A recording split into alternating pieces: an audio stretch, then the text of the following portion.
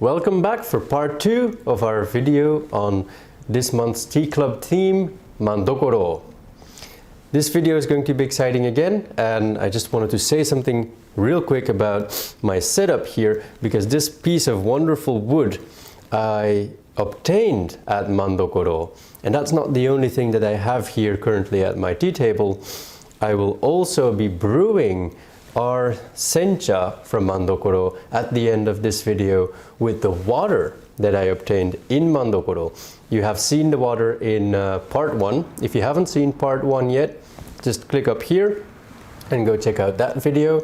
In part 1, I introduced the water from Mandokoro that is so delicious and so fresh, and why I also like to brew the tea from Mandokoro with the water of Mandokoro. That I think most of you have seen if you are following us on Instagram, because I did a little clip on how I obtained the 40 liters of water that I brought back from that beautiful village. But first, before we get into the brewing, let's visit the 300-year-old native tea tree from Mandokoro and also have a look at what's going on at the factory. See you there.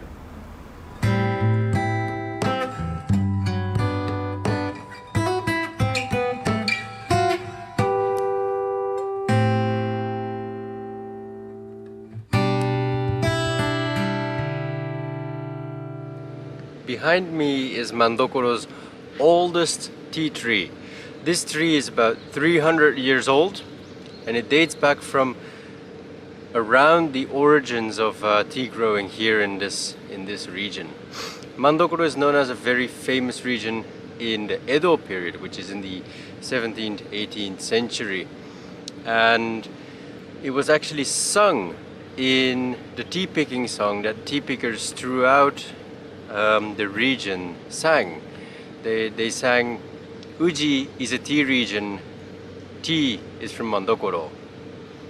And this is very significant to know, because today the Mandokoro area has somewhat been forgotten. Most likely because they haven't picked up with conventional contemporary standards, and they maintained the same way of cultivating, harvesting and producing tea as 100 years ago. And so Mandokoro tea is not widely available. It's very rare, and that also, well, of course we see in the quantity that they produce, there is not much of it. Now this tree is very important because it's so old, and it signifies the old standing of this region. And the interesting thing is that there are some smaller bushes around this big tea tree, and they are being harvested. The big tea tree is not being harvested, and I'll show you the difference as well. The big tea tree, you can see it's very old, it's very it's come to hang down, its leaves are small, and so there's not much to pick from it. It's become tired. But the other trees here, you see they have fresh leaves and they have just been picked, so you see the stems still on the tea bush. And those bushes, they are cut at the base every 50 or 60 years. And that means that especially here in this region, in this, well, environment, these trees, they date back to the same root of the old 300-year-old tea tree. So these bushes, the tea that is harvested from this patch of land here, they reach back in the soil through a root that has been growing and digging its way through the soil to the deeper layers where they can find nourishment. And so the fresh young buds are nourished with that ancient, delicious nourishment. So I really love this region, and there is so much significance here for me. The tea bushes are grown from seed, they have strong roots, they are hand-picked, they are not fertilized, or not as much, especially not with chemicals.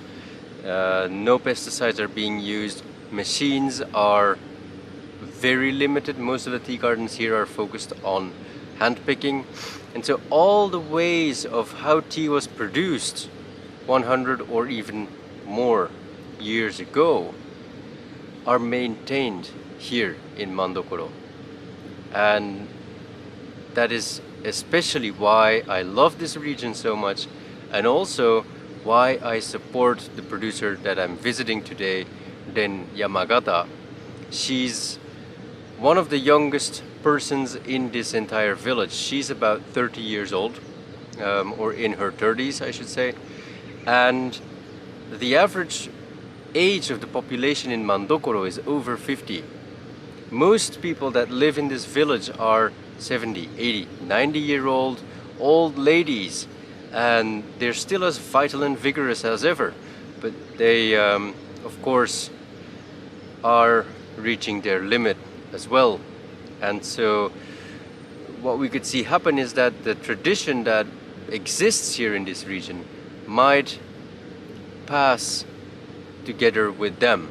And so that is why I appreciate Ren Yamagata's input here, because she moved here, she lives here, and she works together with these old producers to pass this tradition on to the next generation.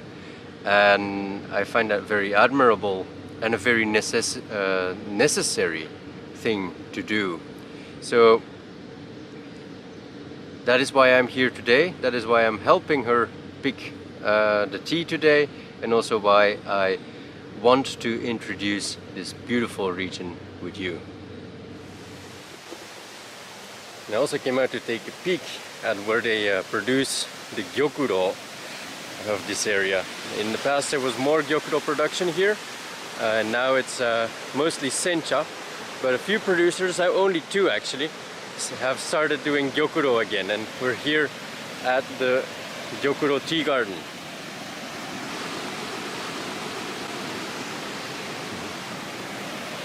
Inside the gyokuro tea garden they've got these straw coverings instead of the black sheets to keep the bushes under shade, and then this the bushes, they become sweeter and they become good for gyokuro, so they have more amino acids, more sweetness.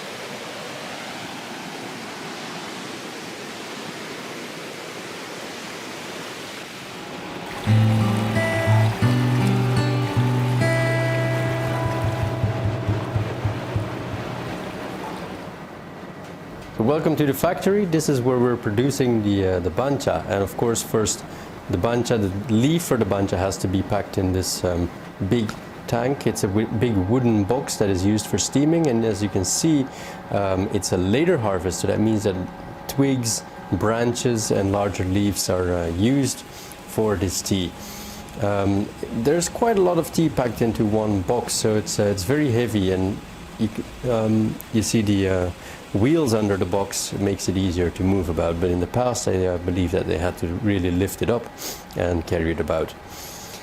This is here where they finally put the steam in, and it's here for 30 minutes. It's being steamed for 30 minutes, which is quite long and quite intensive. Usually a sencha would only be steamed for about 20 to 30 seconds. And of course, when you open that lid and you look at that steam, you can imagine how hot it is in there. It's like being in a sauna almost. After when the leaf is steamed, then it is put into this machine where the leaf itself is separated from the branches through wind separation. So there's a huge blowing machine and a huge ventilator in there, and it blows all the leaf out, and then the branches, they stay in and they come out from below. So here you can see the branches. There's still some leaves sticking to it, but really to be able to separate the leaf from the branches you need to steam it very long because it's so coarse. And here then finally the leaf alone is put into this agitation machine where it is further beaten and dried. The beating is not very important, but it's the drying that is really important here. And when it's been agitated enough, it's transported in this automated way through the other machines. And these machines, they're not actually used, they're just transporting the leaf through, because the final stage is another drying stage. Here you see the leaf coming out of this machine, and then this person is putting the leaf in these shelves that then go into a drying cabinet. You can see here the drying cabinets, they're very hot. It's about 80 degrees and they stay in there for 30 minutes, sometimes an hour. They're heated by gas, and this finally dries the leaf. So making this bancha is really an easy process. You steam it for 30 minutes and then you dry it. And when the bancha is finished, this is what it looks like. All right, so we're back, and now I'm going to brew this beautiful sencha. First, of course, I'm going to warm up the teapot. The Mandokoro region, as you've seen, is a very beautiful area, but unfortunately, a lot of the active members of its population are over 70, 80, 90 years old. And Den is one of the youngest, she's actually the youngest inhabitant of the village. And she's doing a lot of work to keep this tradition of hand-picking Mandokoro tea alive. Because it's a hard thing to say, but the aging population, of course, is not going to stick around forever. And we need youngsters to keep this tradition alive. And currently it's only Den who's active, although she's doing a very good job. She gets students from local universities and has them come help with the tea harvest. And each year they tend to several of the tea gardens with that university tea club. So she gets some interest, and she gets some people that are younger there to help with preserving that tradition. So that's a very important thing that she's doing. Now, I of course want to support those efforts, and that is why since this year we've agreed on the tea crane being the official international partner for the Chaen Musubi tea farm in Mandokoro. And so that is also why I'm so excited about being able to introduce this tea this month to you, because I've been carrying Mandokoro's tea for several years now, and it's always been a region that really really impressed me, and really I feel a close bond with, and that I also want to share. So it's really exciting to be able to share this with you and be also the official partner for the Chaen Musubi farm in Mandokoro. So if you are looking to taste this year's tea and you're not subscribed to the tea club members will be getting a first taste of this year's harvest, but I will of course also be carrying some of this year's Mandokoro sencha, as I always do on the web store. So if you are not subscribed and want to get a taste of this wonderful tea, be sure to, well, purchase some from the website. Now let's have a look at what this tea turned out like.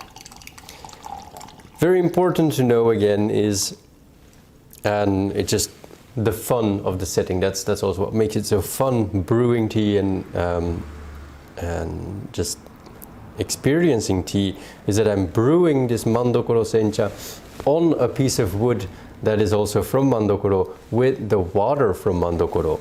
And brewing the tea with the water from the region where it's grown up is important, because when the tea grows, then it also absorbs that water and uses it as nourishment. And during the tea production, the manufacturing process, what is really the manufacturing process is to extract the moisture that is in the leaf, so to extract the water from the leaf. And brewing it is to add that water to the leaf again. So if you use the same water that has been extracted, then there is nothing that can cause the flavor to go off, or to, well, to cause off flavors.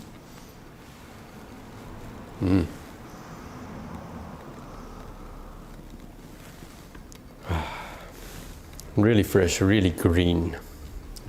Looks delicious.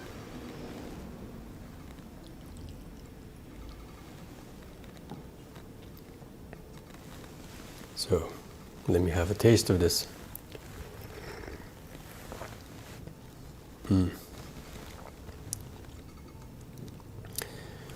As you've seen, I've brewed it with hot water. It's it's boiling, or right off the boil, and I haven't let it steep for that very long, about 40 seconds, I assume. And why I like to do that is because this tea has not been fertilized as much. It's just been fertilized with some coal seed leaves, and that's about it. So the flavor is not as very enhanced, but it's got a very strong and delicious aroma. And brewing at a hotter temperature releases that aroma. And that's also what you get here. You get this very refreshing, very slightly vegetal, but sufficiently sweet aroma that is, well, I think specifically indicative of a mountainous tea producing area. So I'm going to continue sipping this tea, and I hope that you also enjoy this month's Mandokoro Sencha. I hope these two videos were informative and that you've enjoyed watching them. And I will be looking forward to seeing you in my next video. And also, if you're not subscribed, I hope to see you soon in the tea club and be able to share these delicious teas that I select with you. So, see you again in another video.